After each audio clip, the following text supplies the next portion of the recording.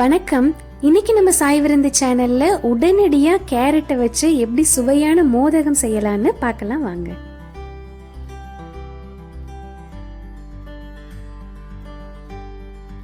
இதை பண்றதுக்கு நான் 1 கப் இடியப்ப மாவு எடுத்திருக்கேன். நீங்க அரிசி மாவு இருந்தாலும் எடுத்துக்கோங்க, நல்லா தான் இருக்கும். 1 டீஸ்பூன் உப்பு போட்டுக்கிறேன்.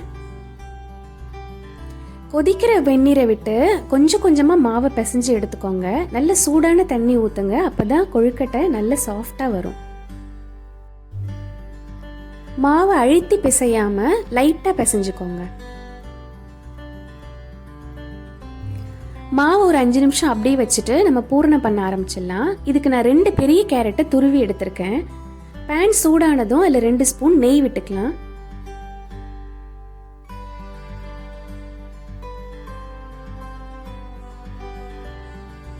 நெய் உருகுனதும் நம்ம துருவி வச்சிருக்க கேரட்டை போட்டு ஒரு 2 செகண்ட் வறுத்தா போதும்.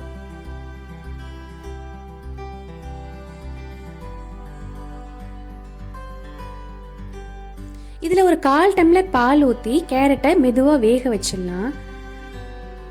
கொஞ்ச நேரம் வெந்தா போதும், சீக்கிரமா வெந்துடும் கேரட். இதுல ஒரு 1/2 கப் தேங்காய், 3/4 கப் போல ப்ரௌன் சுகர் சேர்த்துருக்கேன். நீங்க நாட்டு சக்கரை இருந்தாலும் சேர்த்துக்கலாம். முடிஞ்ச அளவு வெள்ளை சக்கரை சேர்க்கறத தவிர்த்துடுங்க. சக்கரை நல்லா உருகி பூரணம் நல்லா திரண்டு வர வரைக்கும் இதை கிளறி விட்டுட்டே இருக்கலாம்.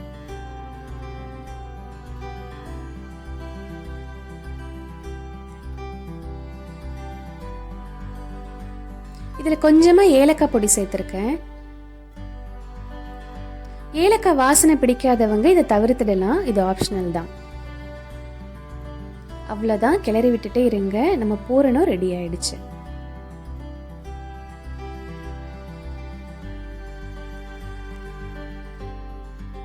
இப்போ கொழுக்கட்டை செய்ய ஆரம்பிச்சிடலாம். கையில் கொஞ்சமாக எண்ணெய் தடவிக்கோங்க, அப்போதான் ஒட்டாம வரும். மாவை இப்படி உருண்டையாக உருட்டிட்டு ஒரு பவுல் ஷேப்பில் கிண்ணம் மாதிரி பண்ணிக்கலாம்.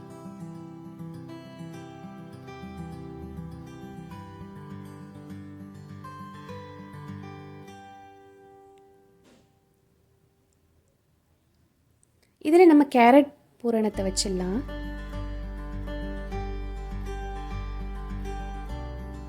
மெதுவாக மூடி விட்டுருங்க. அவ்வளோதான்.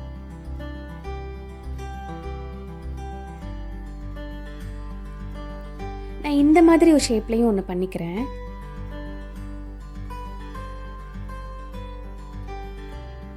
உங்களுக்கு எந்த ஷேப்பில் பிடிக்குதோ அந்த ஷேப்பில் பண்ணிக்கலாம். இது காமனாக இந்த 2 ஷேப் தான் நம்ம கொழுக்கட்டைக்கு பண்ணுவோம், அதனால நான் இந்த 2 ஷேப்பில் பண்ணி காட்டுறேன். அப்பப்போ கையில் ஆயில் அப்ளை பண்ணிக்கோங்க, கொழுக்கட்டை உடையாமல் செய்ய வரும். இதை இட்லி தட்டில் வச்சு ஒரு 10 நிமிஷம் வேக வச்சு எடுத்துக்கலாம். அவ்வளோதான், சாஃப்டான டேஸ்டான கேரட் கொழுக்கட்டை ரெடி ஆயிடுச்சு. முதல்ல நம்ம பிள்ளையாருக்கு வச்சிடலாம்.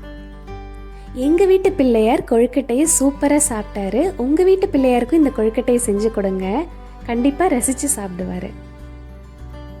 நன்றி.